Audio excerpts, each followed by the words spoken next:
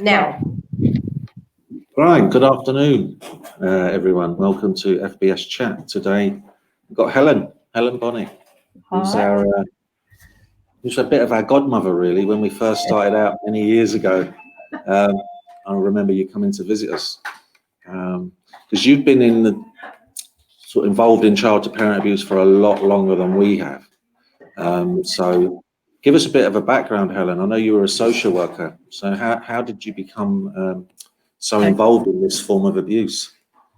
Okay, so yeah, you're right. I was a social worker, and that's where I first came across children being abusive towards their parents. So in the middle of the 80s, I guess, was when I first came across it, and felt very quite a scary situation with a young man who was throwing furniture at his mum and really threatening her, and we really had. It wasn't something that we could kind of get our heads around or know what to do with. And that kind of stuck with me then at that time.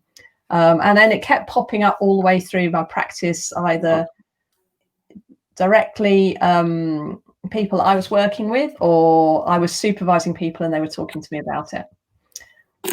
So I can see you pulling faces. I'm just want to check. I've just taken the earphones out. I couldn't hear you. Sorry, Helen. Okay, can you hear me now? Yes, perfect. Right. Okay. So yeah, just saying that as I carried on working, I would come across it more and more. And so I was very fortunate in the beginning of 2004, I was able to do a master's degree and decided to make that the subject of my dissertation. And really looking at, it wasn't something I knew very much about still, but looking at how easy it would be to find help for parents. And I really struggled to find any information then. So that was 2004, 5, 6. And felt that I was probably replicating what parents were doing if they were trying to find help. Once I'd done that research, a tiny bit of research, which involved speaking to 3 or 4 families, really found that I couldn't give it up. I'd become kind of like a dog with a bone, people talk about, and felt compelled almost to spend more and more time trying to raise awareness about this and try and support people to build up resources and get help better. So that from 2006, I was kind of wandering around a little bit, doing other work, doing things. And then in 2011, I launched my website. I was encouraged by someone who works for the Kate Ely. She said, "No one's doing a website. Why don't you do a website?" And I had not a clue what to do. I did support my family and set up Holes in the Wall, and it went live in May 2011. And I checked this morning, so on my 8th post, I talked about cars. Now, you were then at that point, you were doing an online survey, weren't you, to find out how lead there was really at that point, very early on in your own history. And then a year later, in August 2012, that was when I interviewed you, or we met in Costa, didn't we? And yes, someone brought me that giant coffee that needs 2 hands to hold it while I was trying to take lots of notes, which didn't really work, but it was great to have that opportunity to sit down and talk to you. So that post then is August 2012. But in the middle of that, you win the award for the shortest post. So I realized when I sit down to write something, I'm often feeling, it's not very long, I haven't said very much, what am I going to say? But you win the award. There's one post in the middle of that which is 1 sentence long. Is when I'd caught the launch of your service, a launch of PARS, I think in the newspaper, local newspaper, and I just put a link to that. So there you go. Yeah. Yes. Oh God, that brings back memories. Lovely to say you might refer to me as your godmother. Yes, But, I remember that. You've got a job history there. Costa Coffee on the A10, I remember it well. So back in, I know you were in social services, so you were seeing cases coming through the door. Because I know when we first started, to find any research or figures on it was near enough impossible. So I know you said in 2004 you had some interviews with families.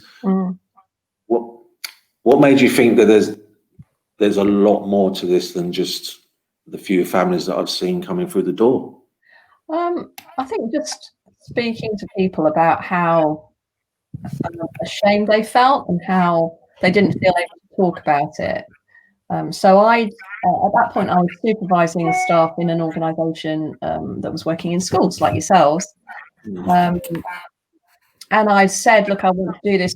Are there people that you know about that you're involved with? And people were a bit, well, maybe, let's see. But we were working often with families who were talking about other issues. They couldn't get the child to go to school, or there was another issue, or they wouldn't do as they were told, or they would, there was conflict. But it wasn't until you really delved a little bit deeper and started to be curious and ask the detail. What do you mean by that? When you say you can't get them to school, tell me what it looks like. What do your mornings look like?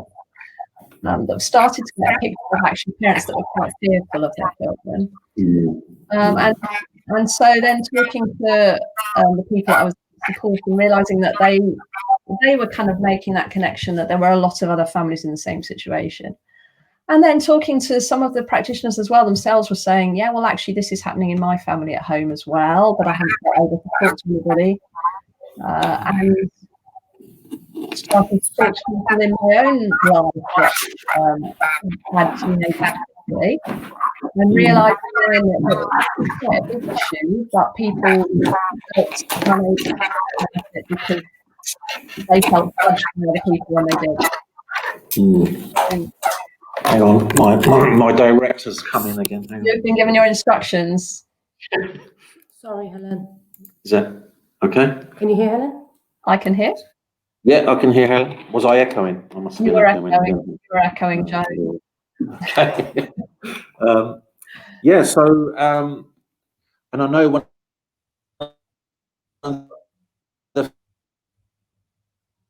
now you've frozen, Joe. Now I can't hear you. Families you spoke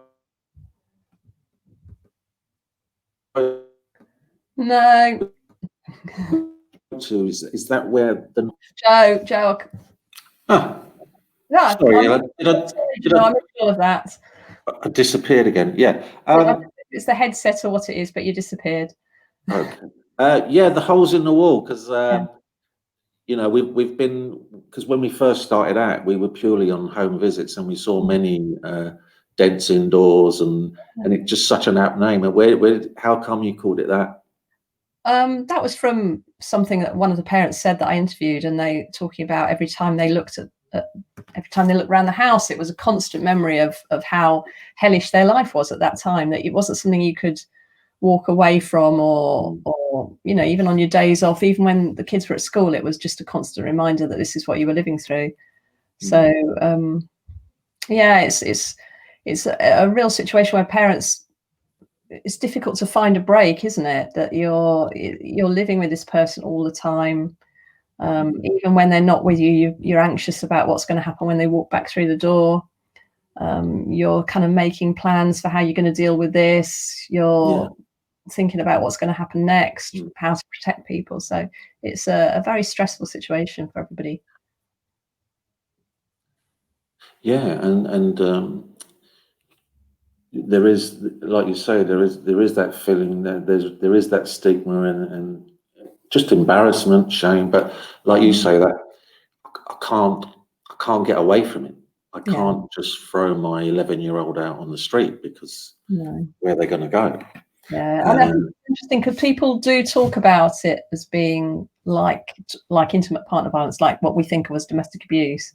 And there are similarities, and people use the same sort of language, and they have perhaps the same anxieties, might experience the same sorts of abuse. But it's that thing that you can't walk away, you can't leave home, because you are responsible for this person. You've got legal responsibilities. You've also got a different bond. And I think often when I've spoken to families, and I'm sure you must find this all the time, that people don't want to leave and separate. They want to make things better. But families saying, help us to restore our family life to what it should be, not, this person's terrible, how can I escape them? I appreciate that for some families it is really, really terrible, and actually they need to separate for everybody's safety. But by and large, people want to stay together and just want to find a way to live together in a healthy, safe way. Yeah. And there is still that that unconditional love for your child. And that's, I guess, one of the saddest things when it's, because, you know, I guess with an adult partner, we can fall in and out of love. Yeah. You know, but with a child, it's a completely different scenario. Yeah, and people will say, you know, that even as they're calling the police, that the parent was concerned about what was going to happen to that child and wanting to protect them in that moment. That they, you know, there's the need to protect themselves, but also wanting desperately to protect the child and keep them safe. So when you came across it in the 80s, Helen, what kind of support was offered, if any? I mean, well, we at that time we referred the family to child guidance, so what you'd think of as CAMS now, I guess. Okay. Yeah. So it was, you know, things were set up very slightly differently, but essentially that would have been where we'd have referred them to. I don't know, and we lost touch. I don't know what happened after that. And of course now people, that would be one of the places that you might refer families, but of course the waiting lists there are hideous. We know that in some parts of the country there might be a year long or 2 years even waiting list. So we do have to come up with other solutions as well, which is why your service is so amazing, because you are looking at the whole situation there, aren't you? Yeah, working with the whole family and obviously partnering with whichever other agencies are involved. I just think it's, I think the intervention will be more sort of not quicker, but when you're all working together and everyone knows what they're doing and it's what the families need or what they tell us they need, because we don't really tell them what's good for them, they tell us.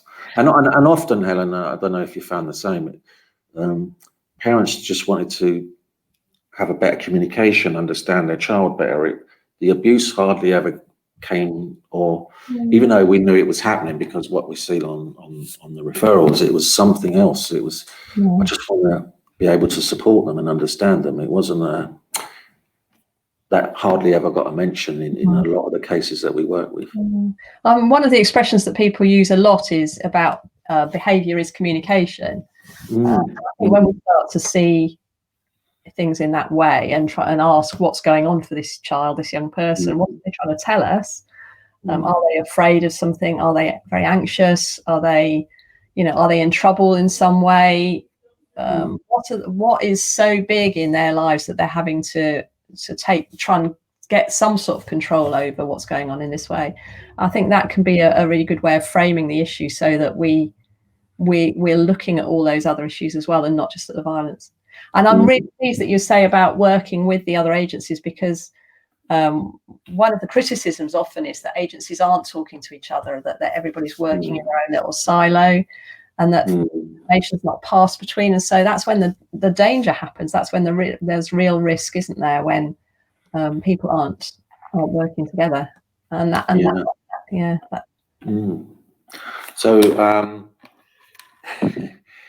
in the 80s, you took this bone, as you said, and you weren't going to let it go. And when did you start? When did you?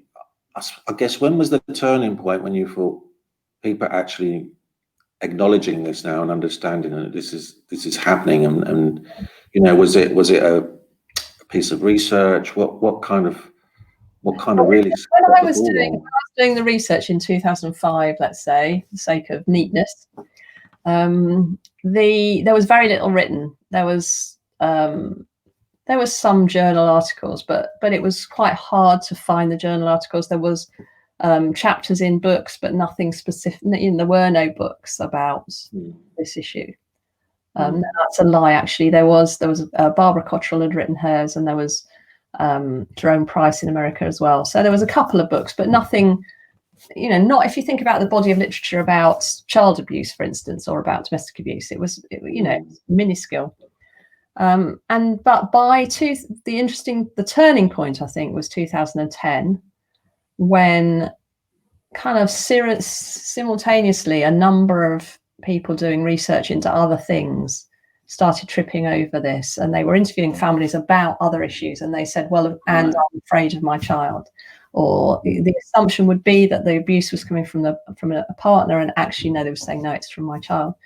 And those researchers were publishing their papers around 2009, 2010, 2011, and people started saying, whoa, look at this. This is, it's not just a thing about adoption. It's not just a thing about substance abuse. It's not just a thing about criminality. It's not just a thing about housing and poverty. This is happening to lots of parents in lots of different situations. It's much bigger than we thought. Started going back and looking at other earlier research where people had done lots of kind of community surveys and asked people, have you ever been violent towards different members of your family? And this was now giving credibility to those answers that had come out, I think. So there was work going on, and Eddie Gallagher in Australia had been doing a lot of work. He'd amassed something like 500 cases that he was using for his data and his evidence base by 2010 or sometime around then. So there was, by 2010, that's when we really start to see an interest in research. So, I mean, what's incredible is it's really the last 10 years that we've seen all the work take off. Suddenly, at that point, there were very few. You could count on one hand the specific services within this country. Yeah. And then, but now we've got maybe 10 books in the world. A lot. And I went on Google out of interest. You Google anything, and it went on 200 million references to child-to-parent violence. Now, Wow. That feels like quite a lot. Yeah. There was something like 13,000 articles on academia or on papers that mentioned it, so not specifically about child-to-parent violence. So we can see that there's a lot more awareness, there's a lot more interest. We attract a lot more media attention. So particularly over lockdown, we had, the tragic awareness that there was a lot more violence in the family with lockdown, and we were also asked about child-to-parent violence in that context as well, because people became aware. So there was more coverage there and more attention then as well. So I can't even remember what the original question was now, Joe, but I hope I've answered it. No, you have, because I was just is really, because I remember when we first came about, I think there was, like you said, I think there was only 3 or 4 agencies that just dealt with this issue, rather than as an add-on. It was almost like we are here to support families in this situation. But now, luckily, there's many more than 5, I'm assuming, because you've got a lovely which is on our website. So because often I get phone calls from families outside the borough, and we always, because you've done a mapping project, haven't you? Yeah. Well, when I started the website in 2011, it had maybe 3 pages. So there was a little bit about me and about the issue, and then there was the kind of reading list, and then the blog page. And I've added more and more to that over the years. And one of the things that I added was a directory to try and get a grip with, try and support people. People were approaching me and saying, where can we get help for this, or where can I refer parents? So I tried to do something of a directory, because up till then it was all basically in my head that I was a terrible networker, and I would hold people and get them to give me their details and their contact details and say, right, you're on the page. But there was some money around in 2013 at the end of another project, and I persuaded people that it would be really important to map it properly. So that dates from then, and it was done with a full project. There's all the write-up and everything, and some analysis. And it's been interesting that since then there's been other services added. Some have fallen off because of budget cuts, which is tragic. I mean, while this isn't a mainstream service, it's very vulnerable to budget cuts. But it's been, as people predicted at the time, it's been quite difficult to keep it up to date. And I, every now and again, I'll have a spare couple of days, and I'll contact people and make sure the contact details are still accurate. And some of them I know are, just because I'm in touch with people all the time.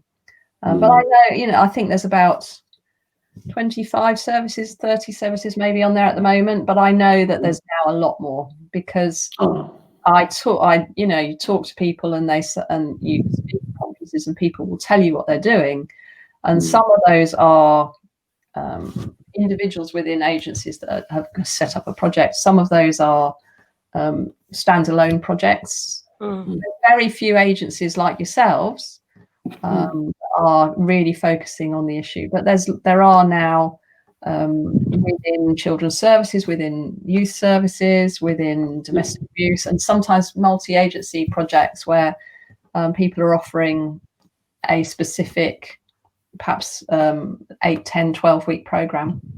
And within domestic abuse services as well. So there's an increase, and it's increasing all the time.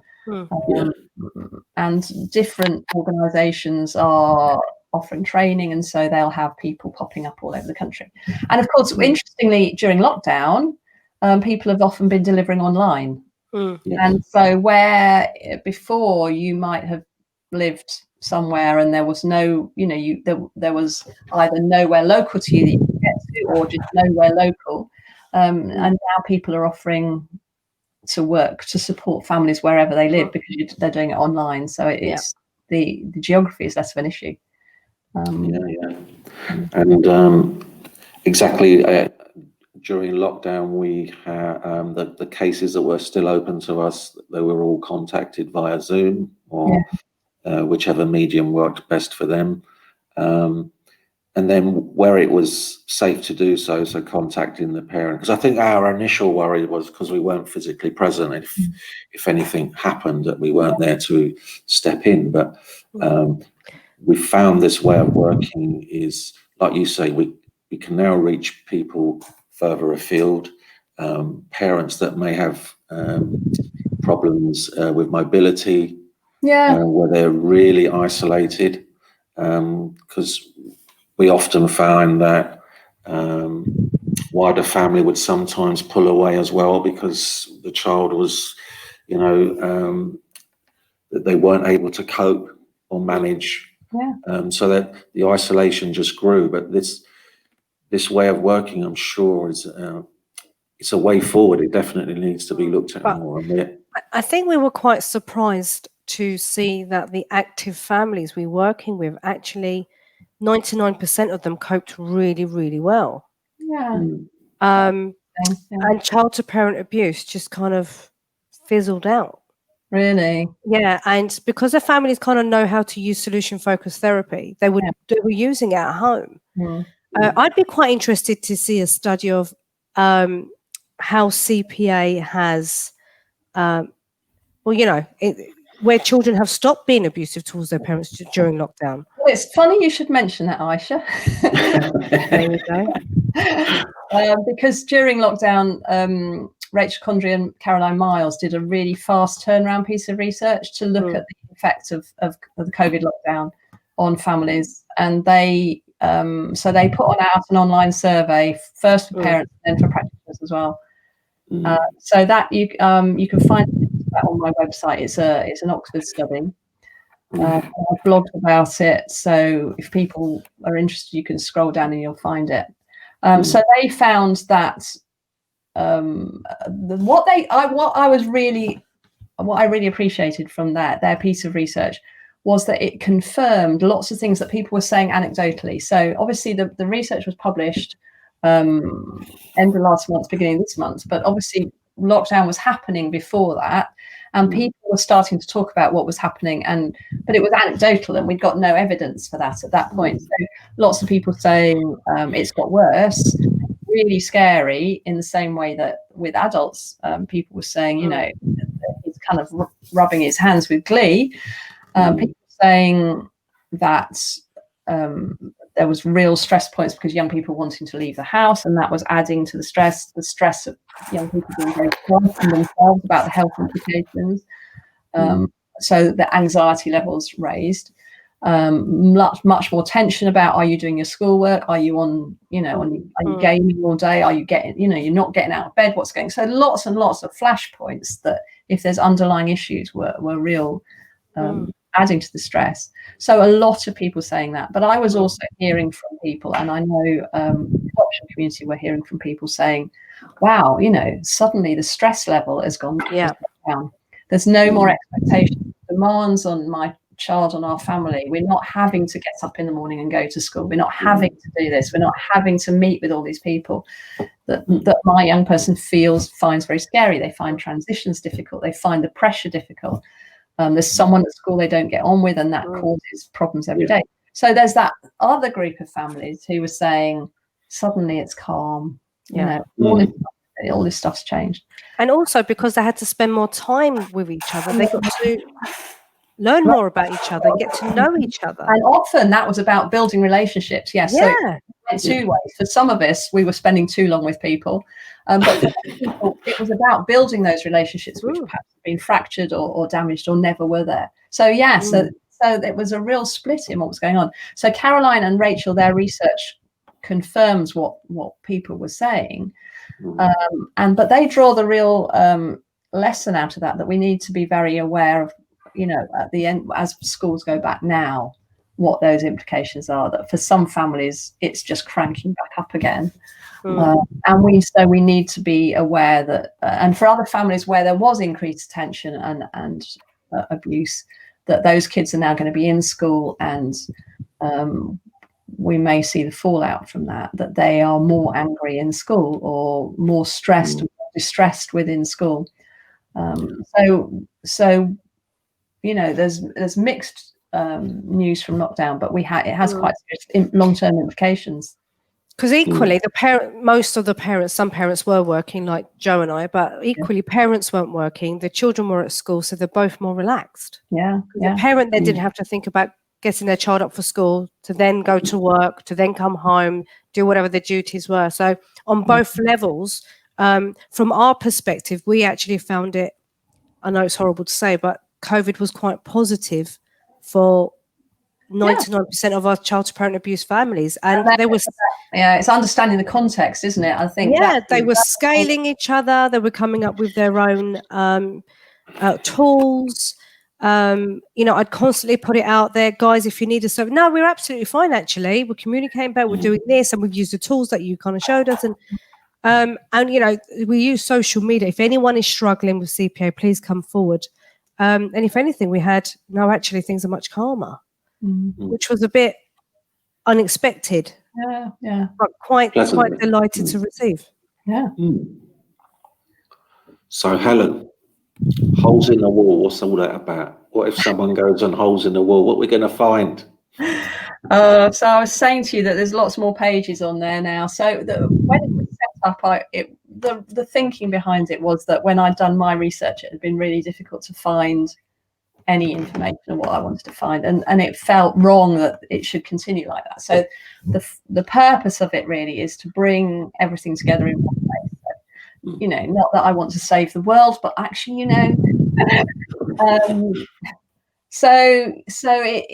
if I find anything, whether not so much newspaper articles now, because there's much more of those around, whereas at the beginning, I think if I found a newspaper article, even I was talking about it. But so any literature, any journal articles, any books, any reports, research, that all goes on the reading list. There's quite a lot. There's a page called Sound and Vision, and that's clips from the radio, television, YouTube, interviews that people have done, and with the hope that might be useful for training purposes, perhaps if people are looking for something that they can slot into a session. There's free resource pages. One of them is the directory page, which we've talked about a little bit. One of them is resources for parents, so leaflets and things like that. And the other one is just talks about different programs that there are out there. So talks a little bit more about various approaches that people are taking and kind of bespoke things that people can get trained and get the materials for. There's a page about training and events. Yep. So, and you've got something coming up in November, haven't you? So that's on there. So trying to provide a place for listings, really, because lots of practitioners and families too are interested in finding out more and want to know where they can go to find this material. There's a page that's about research. So that has both calls for participants for research, so either parents, families, or practitioners.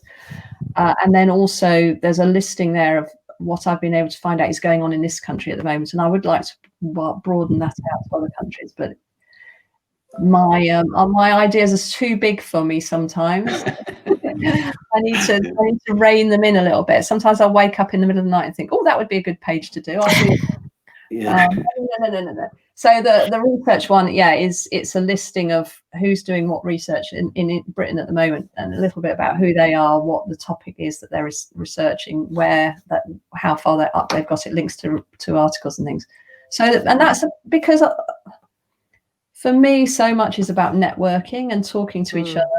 And what's been brilliant I really have so few incidents of where people have been precious about something they feel they own. I mean, we need to be careful about people's ownership of stuff, but a real sense that if we want to get to grips with this, we have to share information, we have to network together, we have to learn from each other, and a real willingness to do that, which has been fantastic, whether that's in a training session or whether that's sharing materials, but also a real value, I think, in peer mentoring between practitioners, and in peer supervision even, perhaps, I've got this situation and I'm really stuck on this.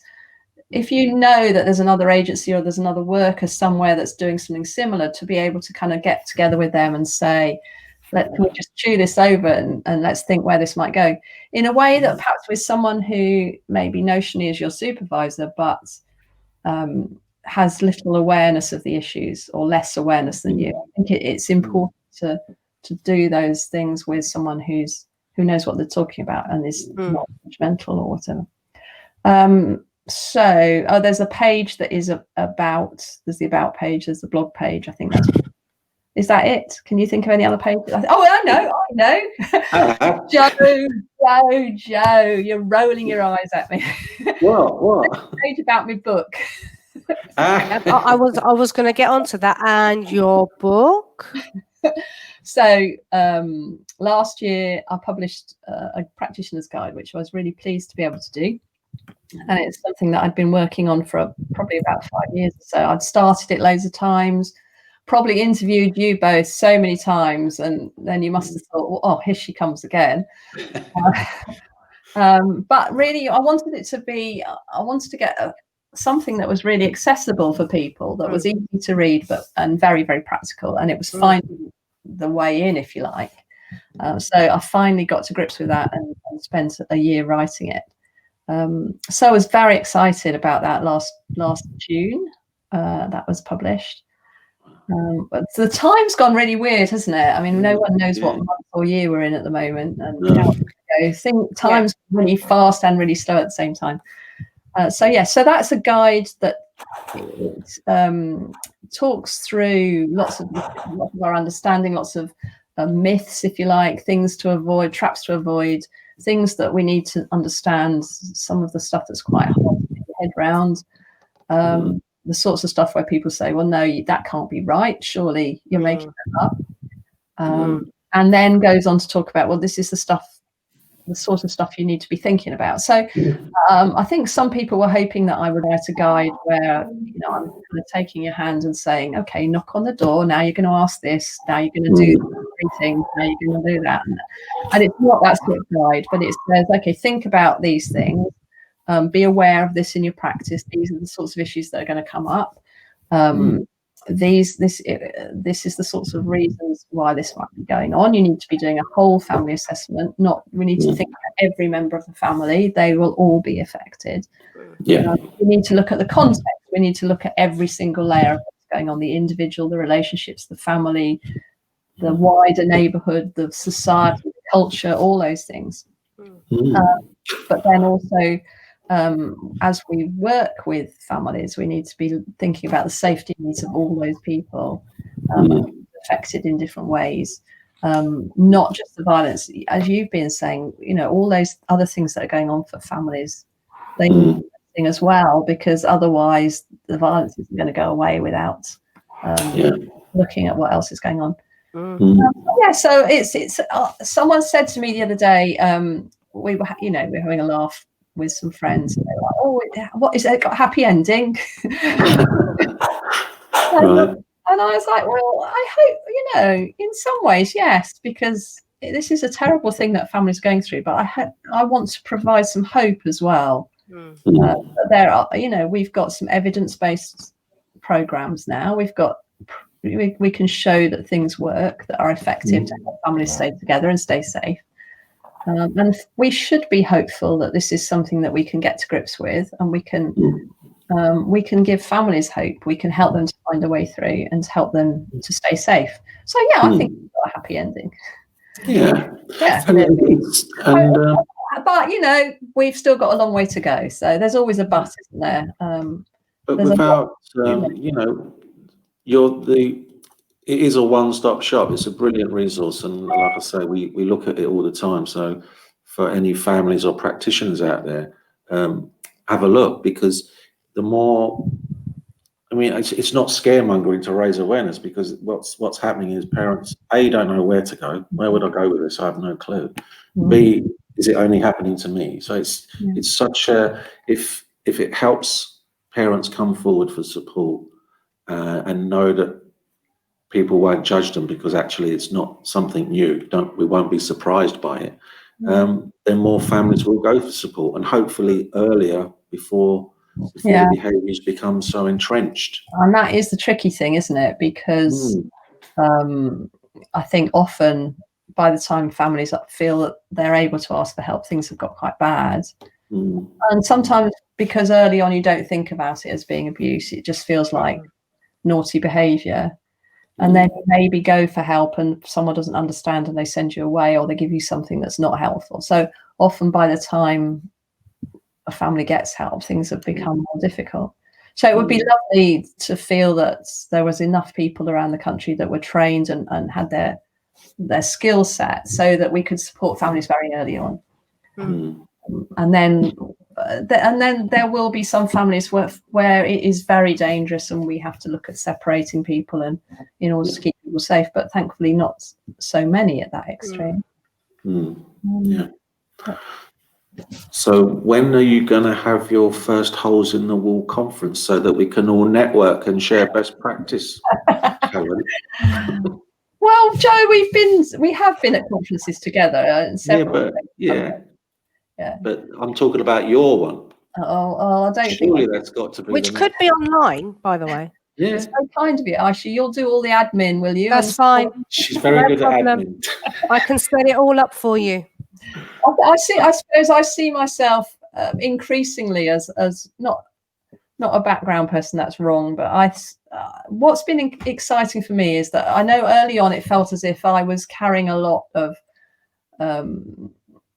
It was my passion. It felt like my job, and it felt like there weren't very many other people doing it. What's really exciting now is to see so many other people that are involved in this work, and feel that I don't have to push myself forward. And I've got a sense of where I'm going and of what things I think are important at the moment. But there's lots of other people doing the work as well. So there are conferences happening.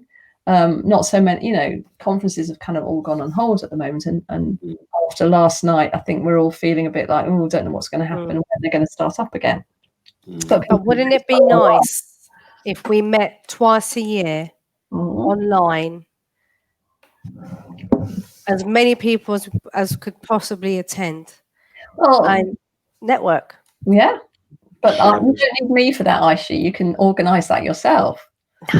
No, because you're like the mother hen, keeping all the children in at bay.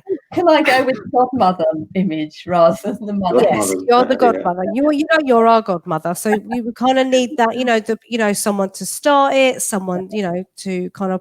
I can put everyone into breakout rooms. We can have a little task. We can talk about things. Yeah. There we go. See, that's what happens when we have these chats. We come up with these ideas. I'm never going to agree to be on anything ever again. we've just had someone comment. Thank you, Michelle. The behaviour becomes normalised, which is why some families do not make the connections to abusive behaviours. We have seen such an increase in families contacting us for help and support along with professionals. It is such a positive thing to see CPA awareness increasing. Pegs is looking at a virtual conference. Oh, thank you, Pegs. Yes, Yeah. please keep us posted, Pegs. Yeah. Thank you. You guys are absolutely amazing.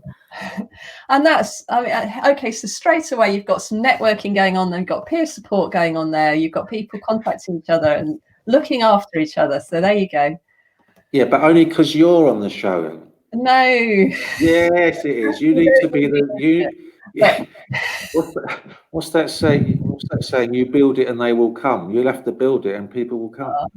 So, I mean, what we really need, I think, there's a sense, I think, at the moment that lots of stuff has happened at the grassroots level. That we've got lots of agencies that work, lots of practitioners that are now getting to grips with this. But there's still huge gaps in terms of, well, we talked about the fact that when budget cuts happen, you know, this is not mainstreamed. You're having to fish around for pots of money, or you're spending too much time applying for grants. We need to have a sense that there's a department that owns this, that feels this is a really important service that needs to be mainstreamed. So I think there's quite a lot of energy around the country and from different people looking to lobby for that at the moment, looking to get a more strategic response going. So that's, I suppose that's where I'm putting some energy at the moment, and that's exciting to feel that that's the next stage. So yeah. Because you've got connections at the House of Commons, haven't you? Joseph. Well, no, that's where we had. remember I know. We had our book party at the House of Commons. You're right, Joe. It was great. And we were able to host it there because I have a friend who's a member of Parliament. So yeah, it would be great if there was more. And there are MPs who've raised this issue in the House of Parliament. It would be great to feel that there was more interest there and more awareness and push for that in the way that there's various, you know, there's lots of special interest groups and all party parliamentary groups looking at different issues. But I think as part of the sense of who owns this, where does this fit? You know, what should it be part of a children's services special group, or should it be part of a domestic abuse group? And that's part of the dilemma, isn't it? About how do you take I don't know. Sorry, Joe. I was laughing. I just laughed, not because of what Helen was saying, but Michelle said, "Helen, get on it. Stop shying away." If Michelle says it, then Michelle, back at you, girl. Well said, Michelle. This is going to happen because we're not going to let her get away with this. We'll have to bombard her. It's like Aisha said, even if it's online and it's once a year, I'll do all the admin. Aisha can do all the admin, and it'd be just lovely to catch up with people and see what's happening and where the movement is. And like you say, Ellen, it's sharing best practice. But often when we're in our own little bubbles, we feel as if, a bit like the parents, that we're isolated and there's no one else doing it, but there are. So this is something that you know, like you said, you had a dog with a bone. You were like a dog with a bone. This is a bit like this now, I'm afraid. You ain't got a choice. It's easy because what I'll do, I'll set it up. Yeah. Right. I'll just set it up, and then all I've got to do is email Helen. I've set this up. I've put it on social media. I have no idea what you want it to look like, so get back to me with those details. Now send it to everyone on your contacts. She will put it on Twitter and share the SHIT out of it. Right, and then it will be done. It's actually that simple. Yeah. And the beauty is, Helen, it can be worldwide conference because it's online. You see, you can have people from all over the world. There you go, Helen. So when you guys get this conference organised next week, what difference will you notice? So this is from our lovely Mark, who's an SF practitioner. So it's a very good question. What difference would it make, Helen, if this conference was to go ahead and you were to host it or networking?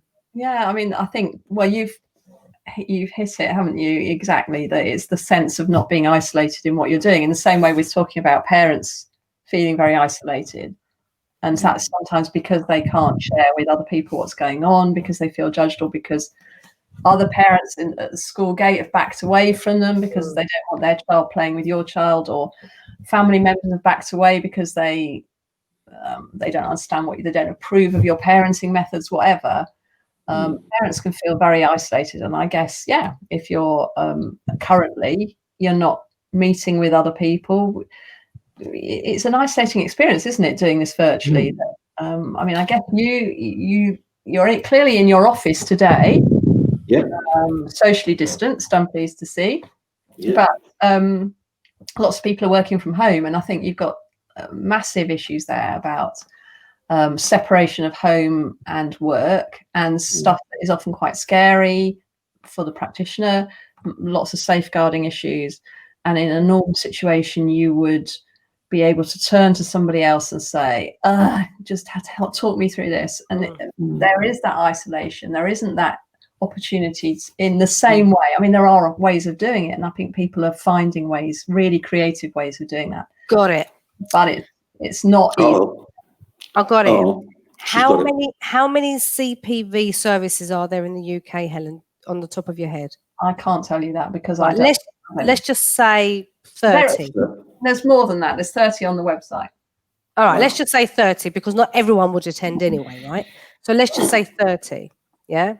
You have a half-a-day conference, and each service has 10-minute slot to talk about what they're doing, and then towards the end of that is actually, this is where we might need a bit of support. Is there anyone out there that can support us with this? Oh, just say, you know what? I'm just going to do it. Yeah. And I'll host it, and you can come on as a guest. I think it's I think people will be. I think half a day is a lot, Aisha. I think what you should 3 hours. I think you need to start. I think it's a brilliant idea. I think it's really great. I think people are struggling to find 3 hours in their life, and I think 3 hours on Zoom is too long. We've had days and days and days. But and also you've got to maybe test the water to start with and see what's going on. Me being, don't do it. Don't worry, I'll do it. See, Helen's already got a plan. She knows what it looks like. Once you can visualize something, you're all halfway there. Yeah. Well done, Helen. Oh, Michelle's back. Michelle's back. We love. And I mean, I didn't know about Jess Phillips. I know, Michelle, you've done lots of that work there, probably, haven't you? Yeah. Rosen, Nicole Jacobs and Dame Vera Bird are all pushing for this form of abuse to be understood and accepted. The issue is is no clear pathway or policy specific, but as it's recommended. I mean, what's interesting is that there will be movement as when Michelle's referring to the guidance document that was the Home Office guidance document there, which half a day with breaks, she said. Home Office guidance document is being revised because when that came out, that was the state of our understanding and our knowledge at the time, and that's 5 years ago now. Things have moved on. I mean, we now, even at that time, even as it was published, I think yourselves were saying, but we were talking about teenagers. This isn't just teenagers, this is much younger, and you very quickly having referrals from much younger children, weren't you? And we now understand it's not just to be a thing about teenagers.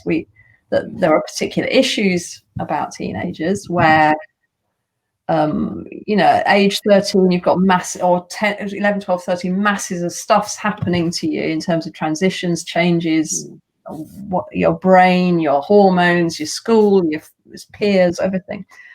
But also you start to get too big to manhandle, and you start to get so big you're scary. And so I think there's a lot of issues why we find out about teenagers, but we know that there's often, because there are so many reasons why children are using abuse, because we talked earlier about their anxieties, particularly for younger children, if they've experienced trauma or if they have particular diagnoses, they may be using violence from very, very early on.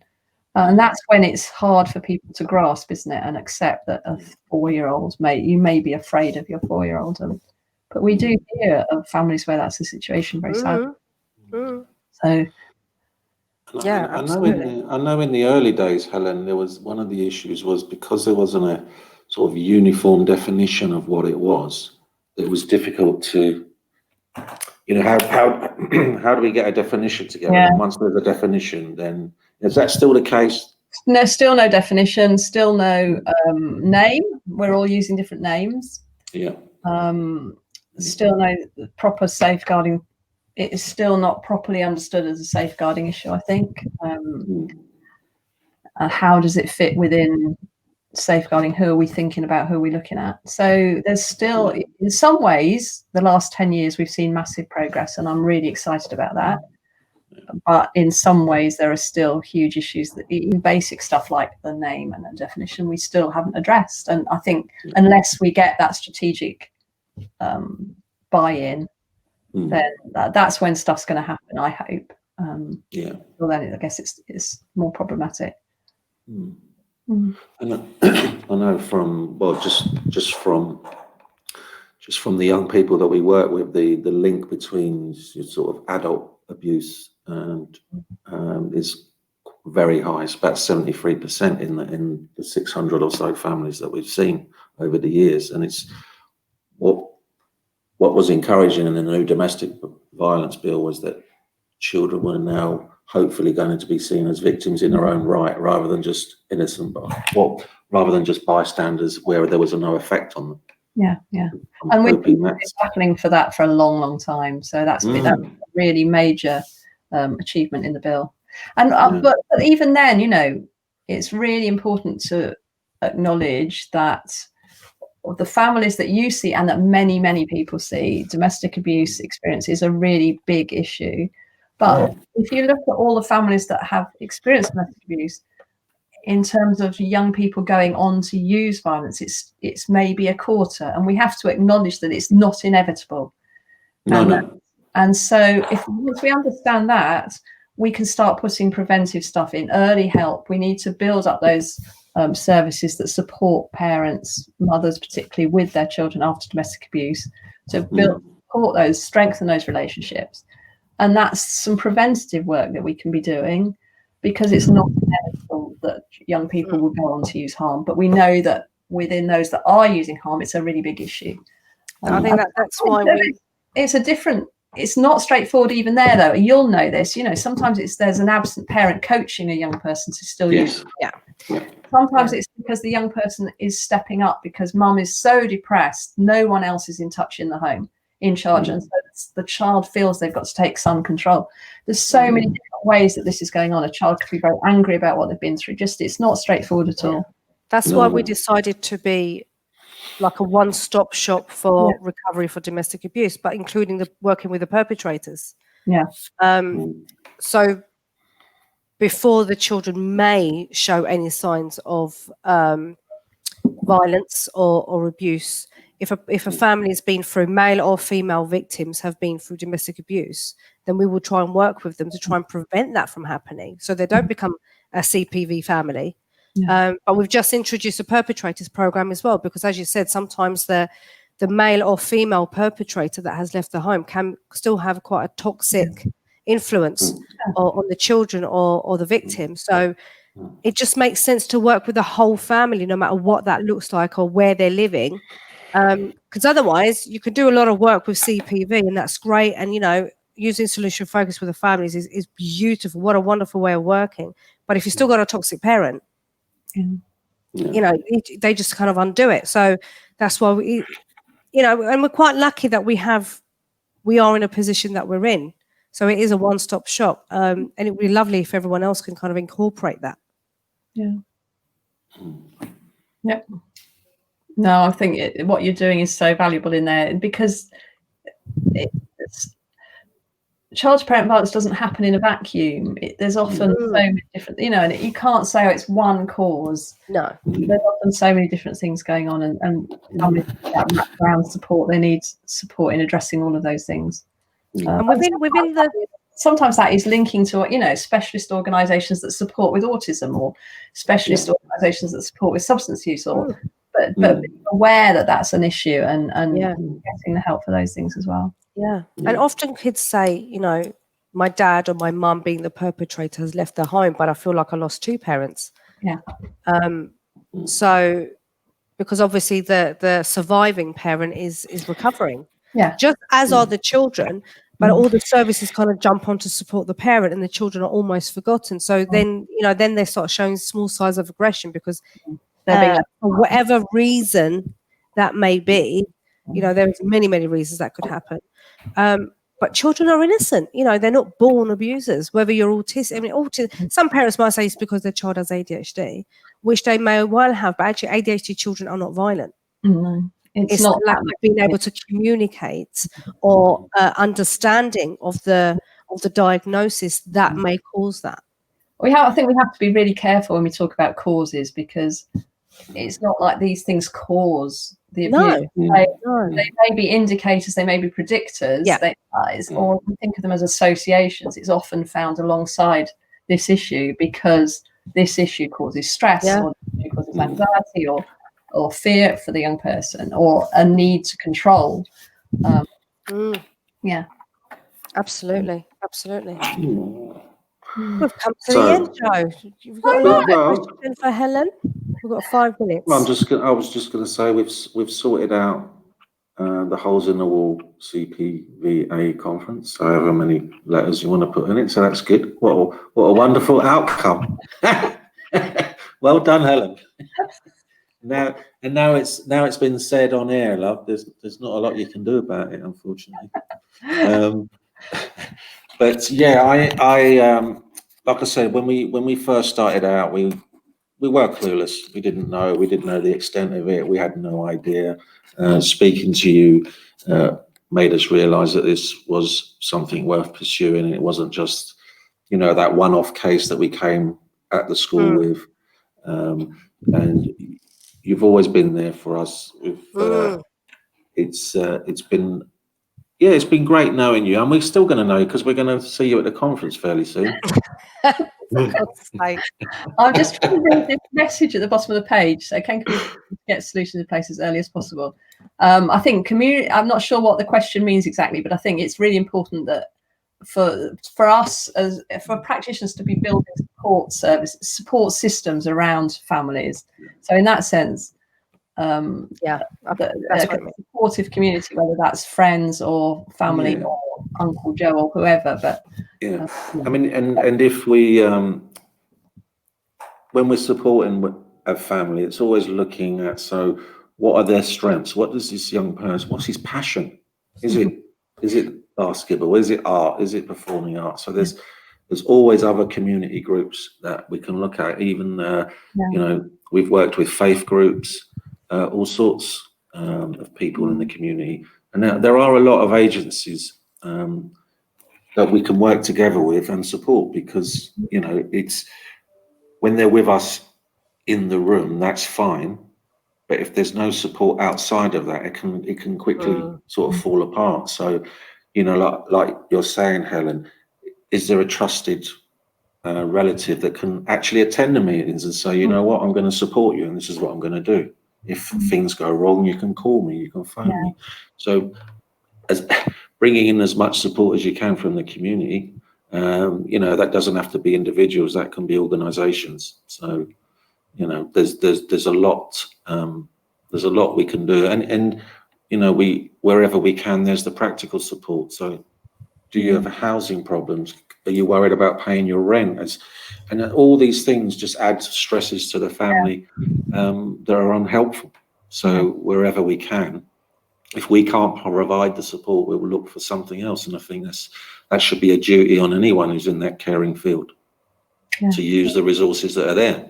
Yeah, all of us working together. And the thing that I always say is we need to understand the parents as the experts in this. I think we've all, we've come a long way in understanding, but actually the people that are living with us on a day-to-day basis, they've worked out strategies, they've worked out what works. They've been living with it and keeping safe for a long time. And so the parents are the real experts. We need to be learning from them. Absolutely. Oh, absolutely. Helen, it's been a joy. Thank you so much for giving us your time. Thank you for inviting me. No, more than welcome. It was really, really good to speak to you again. Always. And I don't know who's up next, Aisha. Do you know? You're the kind of... We have a very a brilliant one. So on Monday, we have at 1 o'clock FBS and the team.